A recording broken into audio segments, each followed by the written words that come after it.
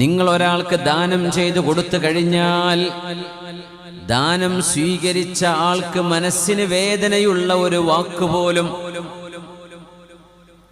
ഞാനത് നിങ്ങൾക്ക് തന്നതല്ലേ എന്ന മന്ന് എന്ന് ഖുർആൻ പറഞ്ഞതാ. എടുത്തു പറയാ, ഞാൻ തന്നതല്ലേ, ഞാനല്ലേ സഹായിച്ചത് എന്നൊന്നും പറയാതെ നിങ്ങൾ അല്ലാഹുവിന്റെ മാർഗത്തിൽ ദാനം ചെയ്യുകയാണെങ്കിൽ ലഹും അജ്റുഹും ഇൻദ റബ്ബിഹിം, അവർക്ക് എത്രയാണ് കൂലി എന്ന് അല്ലാഹു പറഞ്ഞില്ല.